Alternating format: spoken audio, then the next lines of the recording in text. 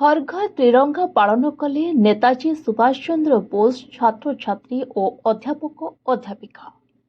त्रिरंगा आम गर्व और गौरव।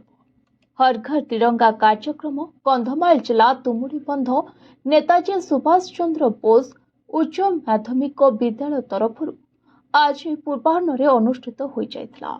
नेताजी सुभाष बोस उच्च माध्यमिक विद्यालयर अध्यक्ष डॉक्टर सुनील कुमार पात्र नेतृत्व में युक्त 2 कला प्रथम और द्वितीय वर्षर प्राय 1200 छात्र छात्री हाथ में त्रिरंगा पताका और पोस्टर धराई स्थानीय विद्यालय तुमुड़ीबंध बजार को प्राय 3 किलोमीटर पर्यंत हर घर तिरंगा कार्यक्रम पदयात्रा बाहरी तिरंगा आम गर्व गौरव बोली देशात्मक बोधक नारा देथिले और देश प्रेमर वार्ता जागृत करथिले।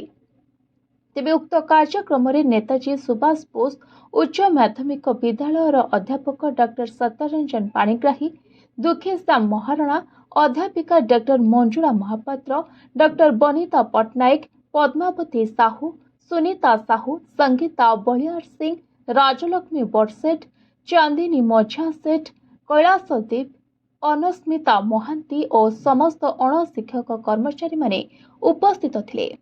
तेबे तुमुड़ीबंध अंचल में चलित वर्षर प्रथम हर घर तिरंगा कार्यक्रम होइथिबारु विभिन्न महलरू एही कार्यक्रम को प्रशंसा करा जायछि और छात्र छात्री मन में आनंद देखा मिलिथिला।